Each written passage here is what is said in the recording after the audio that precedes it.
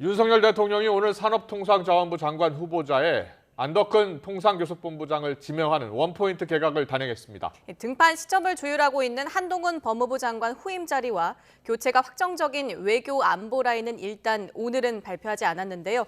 취재기자 연결해 보겠습니다. 조은지 기자. 네, 용산 대통령실입니다. 네, 부처 두세 개를 한꺼번에 묶어서 발표할 것이다라는 전망이 있었는데요. 산업부 장관 한 명만 발표한 겁니까? 네, 산업부 장관 후보자 딱 한 명만 핀셋 개각을 단행했습니다. 윤석열 대통령은 안덕근 현 산업부 통상교섭본부장을 차기 장관 후보자로 지명했습니다. 안 후보자는 서울대 국제대학원 교수 출신의 국제통상경제 전문가로 윤석열 정부 초대 통상교섭본부장을 맡아 안정적으로 업무를 맡아왔다는 평가를 받습니다. 미국 미시간대에서 경제학과 법학 박사학위를 받았고 이번 정부 대통령직 인수위원회의 경제분과 전문위원으로 참여하기도 했습니다.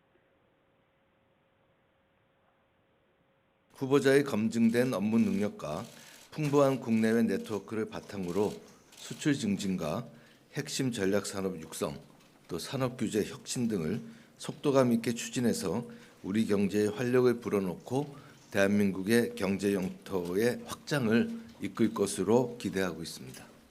네, 지난 9월 취임한 박문규 현직 장관은 이로써 임명 3개월 만에 후임 인선을 맡게 됐습니다. 수원 수성고 출신으로 여권에서 총선 출마를 강력히 요구받아온 방 장관인데요. 내년 4월 수원병 출마가 유력합니다.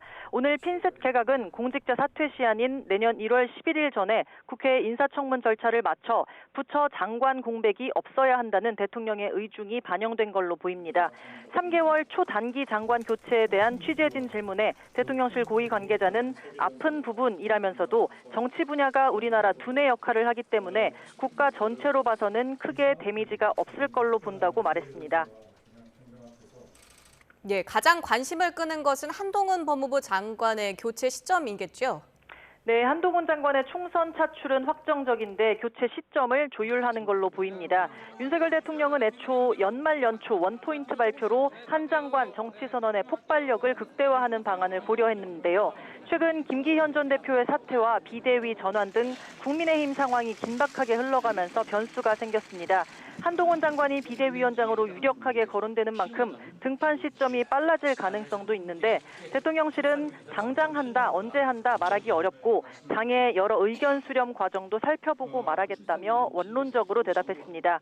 외교안보 라인 재정비도 큰 축입니다. 박진 외교부 장관은 역시 총선 준비에 나서고요. 후임에는 조태열 전 주 유엔 대사와 장호진 외교부 1차관 등이 거론됩니다.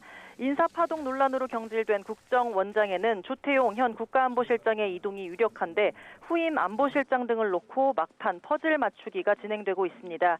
대통령실은 인사는 속도감 있게 하고 싶지만 검증할 부분이 많다면서 인선 절차가 마무리되는 대로 그때그때 발표하겠다고 언급했습니다. 이번 주에 추가 개각이 이어질 가능성이 커 보입니다. 지금까지 용산 대통령실에서 YTN 조은지입니다.